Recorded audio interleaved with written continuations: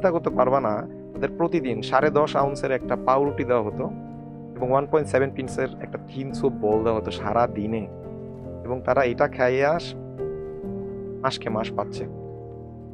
একটা সাধারণ মানুষের পক্ষে এত অল্প পরিমাণ নিউট্রিশন নিয়ে বেঁচে থাকা সম্ভব না।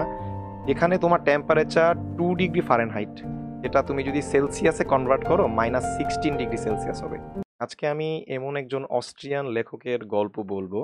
তিনি একাধারে সাইকোলজিস্ট, নিউরোলজিস্ট এবং হলোকাস্ট সার্ভাইভার। দ্বিতীয় বিশ্বযুদ্ধের কনসেন্ট্রেশন ক্যাম্পে, অস্ট্রিসের কনসেন্ট্রেশন ক্যাম্পে সে হলোকাস্টের শিকার হয়েছিল, এবং এই হলোকাস্টের শিকার হয়ে ওইখান থেকে বেরও হয়েছিল। বের হওয়ার পরে এই বইটা লেখে।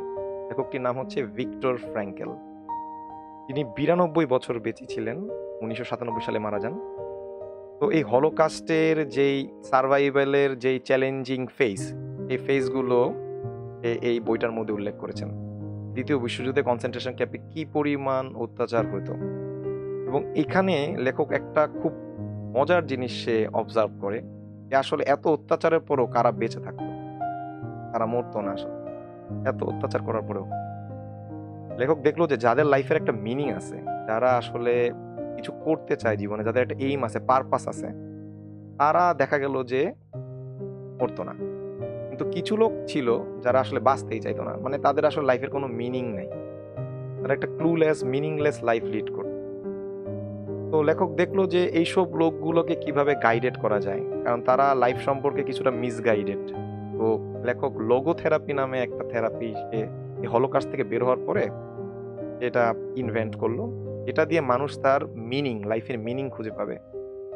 লেখক দেখলো সাফারিং মানুষ তখনই নিতে সক্ষম হয় যখন তার লাইফের একটা মিনিং থাকে।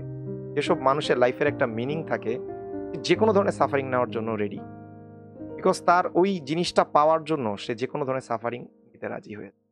তার মানে খেয়াল করে দেখো, প্রত্যেকটা মানুষের জীবনে কিন্তু কষ্টের, কিন্তু এই মানুষটাই সামনে আগাইতে পারে যাদের একটা লক্ষ্য থাকে জীবনে, এবং ওই লক্ষ্যটা পাওয়ার জন্য সে কিন্তু অনেক ধরনের কষ্ট করে। কিন্তু সেই কষ্টগুলোকে সে মেনে নেয় কেন? কারণ সে তার লক্ষ্যে যেতে হবে, তাকে ওইটা অ্যাচিভ করতে হবে। তার মানে তার লাইফের একটা মিনিং আছে।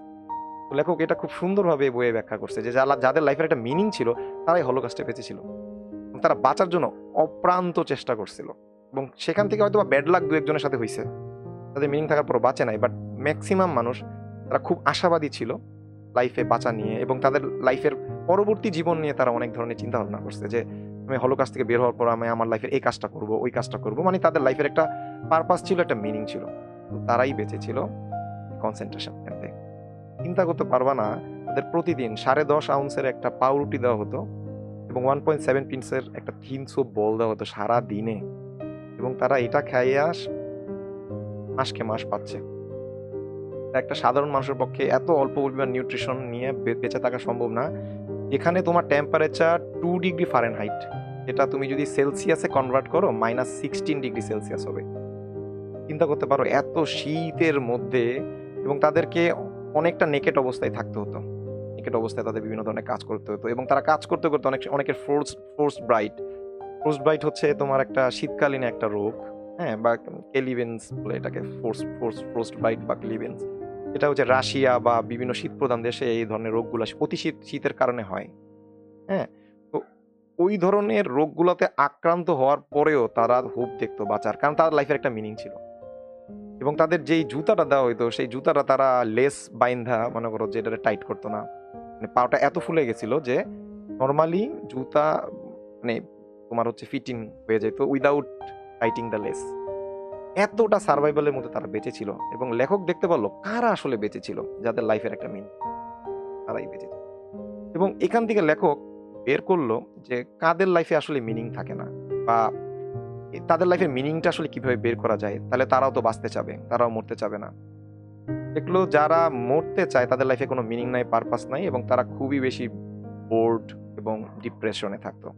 তো লেখক এখান থেকে এই হলোকাস্ট থেকে বের হওয়ার পরে সাথে সাথেই ম্যান সার্চ ফর মিনিং বইটা লেখে, এবং এই বইটার মধ্যে লোগোথেরাপি নামে একটা টার্মিনোলজি সে আসলে ইনভেন্ট করে, যেখানে মানুষ তার লাইফের মিনিং খুঁজে পাবে, এবং এই মিনিংই তাকে বাঁচায় রাখবে, এবং তাকে যে কোনো ধরনের সাফারিং থেকে এন্ডিওর হইতে সাহায্য করবে। কারণ প্রত্যেকটা মানুষের জীবনে সাফারিং আছে, বাট সেই মানুষটা সাফারিংটা তখনই নিতে পারবে যখন তার লাইফের একটা মিনিং থাকবে। থাকবে এবং এটা সে অ্যাচিভ করার জন্য সে সাফারিংগুলো দারুণ একটা বিষয়। এবং এখানে আরো কিছু কিছু টার্মিনোলজি আছে যে জিনিসগুলো তোমরা আস্তে আস্তে শিখতে থাকবা।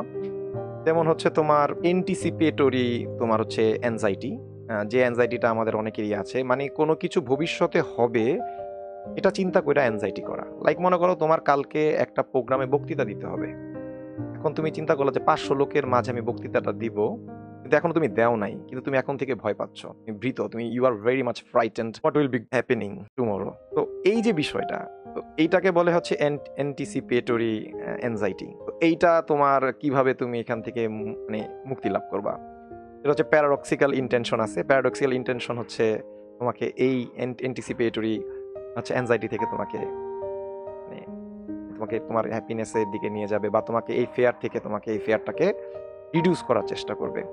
তো প্যারাডক্সিক্যাল ইন্টেনশনটা কি আসলে? এই প্যারাডক্সিক্যাল ইন্টেনশন ব্যাপারটাও বলি, সেটা হচ্ছে যে প্রচলিত আমরা যে কাজ করে থাকি বা যে চিন্তা করে থাকি সেটার অপোজিটে কোনো কাজ করা। যে তুমি যে জিনিসটা ভাবতেছো সেটা না ভাইবা, মানে নেগেটিভ কোনো চিন্তা না কইরা পজিটিভলি জিনিসটা ভাবলা, হ্যাঁ, তাহলে তোমার কি হলো, ফেয়ারটা রিডিউস হয়ে গেল এবং তুমি দেখলা যে টুমরো তোমার যে পারফরমেন্সটা ছিল তুমি অনেক বেটার করতে পারলা। এই নেগেটিভ থটসটাই হচ্ছে এটা প্রবলেম। লোগোথেরাপিও এটার ক্ষেত্রে একটা ভূমিকা পালন করতেছে, কারণ তোমার লোগোথেরাপিটা হচ্ছে একটা লাইফের মিনিং তোমাকে বের করতে সাহায্য করবে। এই জিনিসটা তোমার প্রত্যেকটা পরবর্তী কাজগুলো যখন তুমি করবা, তোমার তো একটা গোল আছে, ওই গোলটা পাওয়ার জন্য দেখা গেছে কালকে তোমার বক্তৃতাটা অনেক ভালো দিতে হবে, সেজন্য তোমাকে যেভাবে হোক একটা পজিটিভ মাইন্ডসেট ক্রিয়েট করতে হবে এবং তোমাকে এখান থেকে এই ফিয়ারের রিডিউসটা কমাইতে হবে। এখানে আরেকটা টার্মিনোলজি ছিল যে এক্সিস্টেন্সিয়াল ফ্রাস্ট্রেশন, মানে যে মানুষের জীবনে কোনো মিনিং সে খুঁজে পাচ্ছে না, তারা এই ক্যাটাগরিতে পড়তেছে এবং তাদের পরবর্তী দেখা যাচ্ছে এক্সিস্টেন্সিয়াল ভ্যাকামও হচ্ছে। তো এই সবগুলো বিষয়ের রিডিউস বা সবগুলো বিষয় থেকে বাঁচার জন্য তোমাকে লোগোথেরাপি বিষয়টা ভালো মতো অ্যাপ্লাই করতে হবে লাইফে, তাহলে দেখা যাবে তুমি লাইফে মিনিংটা খুঁজে পাবা। তো লেখকের এক্সিলেন্ট কিছু অবজারভেশন আছে এই বইটার মধ্যে, আমি হাইলি রেকমেন্ড করবো ম্যান সার্চ ফর মিনিং এই বইটা পড়তে, কারণ কম বেশি সবার জীবনে সাফারিংস থাকে, বাট এই সাফারিংসটা এন্ডিওর করার যে লোগোথেরাপি যে ইস্যুটা লেখক এই বইটার মধ্যে উল্লেখ করেছে, এটা তোমাদের জীবনে অনেক বেশি তাৎপর্যপূর্ণ হবে। ঠিক আছে, তো এই বইটা অবশ্যই পড়বা। এটা বইটা অল্প করে আমি রিভিউ করে দিলাম।